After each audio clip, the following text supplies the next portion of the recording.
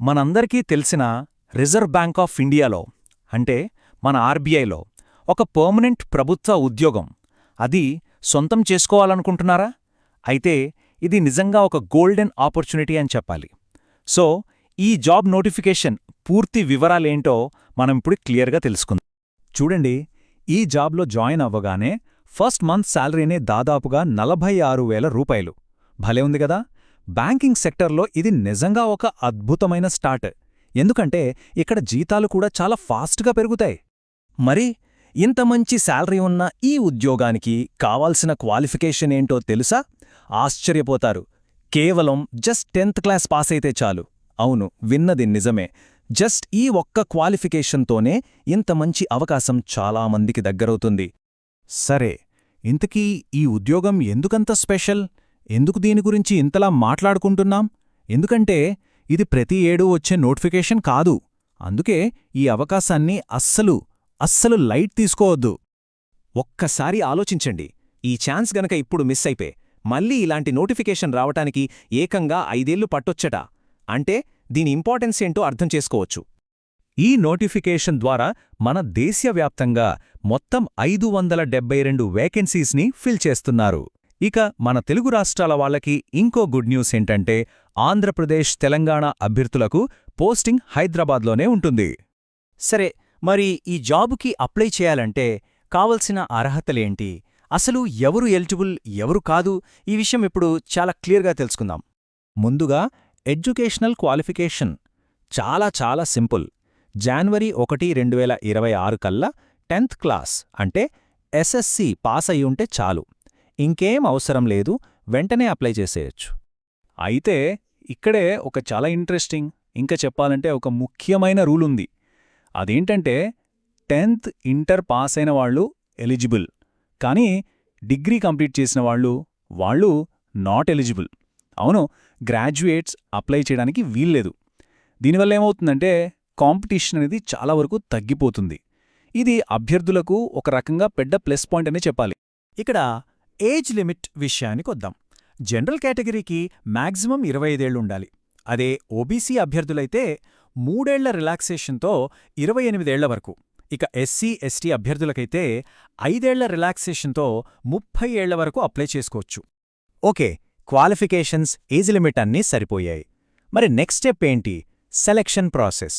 అభ్యర్థులను ఎలా సెలెక్ట్ చేస్తారో ఇప్పుడు చూద్దాం. ఇది మీరు అనుకున్న దానికన్నా చాలా సింపుల్గా ఉంటుంది. ఈ సెలెక్షన్ ప్రాసెస్లో 2 స్టేజెస్ ఉంటాయి. ఫస్ట్ది ఒక ఆన్లైన్ కాంపిటేటివ్ టెస్ట్. సెకండ్ది లాంగ్వేజ్ ప్రొఫిషియన్సీ టెస్ట్ అంటే ఎల్పిటి. ఈ ఆన్లైన్ టెస్ట్లో క్వాలిఫై అయిన వాళ్ళకి వాళ్ళ లోకల్ లాంగ్వేజ్ మీద ఎంత పట్టుందో టెస్ట్ చేస్తారన్నమాట.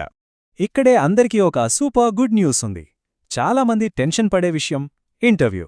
కానీ ఈ ఉద్యోగానికి అస్సలు ఇంటర్వ్యూనే లేదు. అవును, కేవలం ఆన్లైన్ టెస్ట్లో వచ్చిన మార్కుల బేస్ మీదనే ఫైనల్ సెలక్షన్ ఉంటుంది. సరే, ఇంటర్వ్యూ లేదు కాబట్టి మొత్తం ఫోకస్ అంతా ఆన్లైన్ ఎగ్జామ్ మీద పెట్టాలి. మరి ఆ ఎగ్జామ్ ప్యాటర్న్ ఎలా ఉంటుంది? ఏ సిలబస్ ఉంటుంది? ఆ వివరాలు చూద్దాం. ఈ ఆన్లైన్ టెస్ట్లో మొత్తం 4 సబ్జెక్టులుంటాయి. అవేంటంటే reasoning, general English, general awareness, ఇంకా న్యూమెరికల్ యాప్టిట్యూడ్. ప్రతి సబ్జెక్ట్ నుంచి 30 ప్రశ్నలొస్తాయి. ఒక్కో ప్రశ్నకు ఒక్కో మార్కు. అంటే మొత్తం 120 ప్రశ్నలు, 120 మార్కులకు ఎగ్జామ్ ఉంటుంది. మరి 120 ప్రశ్నల్ని ఆన్సర్ చేయడానికి మనకు ఇచ్చే టైం ఎంత? కేవలం 90 నిమిషాలు, అంటే గంటన్నర. సో టైం మేనేజ్మెంట్ అనేది ఇక్కడ చాలా ముఖ్యం. ఇంకో ముఖ్యమైన విషయం, ఈ ఎగ్జామ్లో నెగటివ్ మార్కింగ్ ఉంది. ప్రతి తప్పు సమాధానానికి 1/4 మార్క్ కట్ అవుతుంది. అంటే 4 తప్పులు పెడితే మీకొచ్చిన ఒక కరెక్ట్ ఆన్సర్ మార్క్ పోతుంది. కాబట్టి ఆన్సర్ ఖచ్చితంగా తెలిస్తేనే అటెంప్ట్ చేయడం బెస్ట్. మన తెలుగు రాష్ట్రాల అభ్యర్థులకు ఇది నిజంగా ఒక పెద్ద రిలీఫ్ ఇచ్చే విషయం. ఏంటంటే ఈ ఎగ్జామ్ పేపర్ ఇంగ్లీష్తో పాటు పూర్తిగా తెలుగులో కూడా ఉంటుంది. సో లాంగ్వేజ్ అనేది అస్సలు ప్రాబ్లమే కాదు. ఓకే, ఇప్పుడు మనకు జాబ్ గురించి, eligibility, selection process, exam pattern అన్నీ తెలిసాయి. ఇక లేట్ చేయకుండా ఎలా అప్లై చేయాలి, ఏ డేట్స్ గుర్తుపెట్టుకోవాలో ఫాస్ట్గా చూసేద్దాం. అప్లికేషన్ ఫీజు విషయానికొస్తే జనరల్, ఓబీసీ ఇంకా ఈడబ్ల్యూఎస్ కేటగిరీ వాళ్లకు 450 రూపాయలు, అదే ఎస్సీ, ఎస్టీ, పీడబ్ల్యూడీ ఇంకా ఎక్స్ సర్వీస్మెన్ కేటగిరీల వాళ్లకైతే కేవలం ₹50 మాత్రమే. ఈ డేట్సు చాలా ఇంపార్టెంట్, ఖచ్చితంగా నోట్ చేసుకోండి. అప్లికేషన్స్ జనవరి 15 స్టార్ట్ అవుతాయి. అప్లై చేయడానికి లాస్ట్ డేట్ ఫిబ్రవరి 4. ఇక ఎగ్జామ్స్ కూడా వెంటనే ఉంటాయి, ఫిబ్రవరి 28 లేదా మార్చ్ 1వ తేదీన. మరో 2 విషయాలు గుర్తుంచుకోవాలి. 1. అప్లికేషన్స్ కేవలం ఆన్లైన్లో మాత్రమే సబ్మిట్ చేయాలి. 2. మన ఏపీ, తెలంగాణ అభ్యర్థులకు జాబ్ పోస్టింగ్ హైదరాబాద్లోనే ఉంటుంది. చూసారుగా, ఇంత మంచి జీతం, కేవలం 10th క్లాస్ క్వాలిఫికేషన్, గ్రాడ్యుయేట్స్ లేకపోవడం వల్ల తక్కువ పోటీ, ఇంటర్వ్యూ లేకపోవడం, ఇలాంటి ఒక అద్భుతమైన అవకాశం మళ్ళీ 5 ఏళ్ల దాకా రాదు. మరి ఈ గోల్డెన్ ఛాన్స్ని సొంతం చేసుకోవడానికి సిద్ధంగా ఉన్నారా?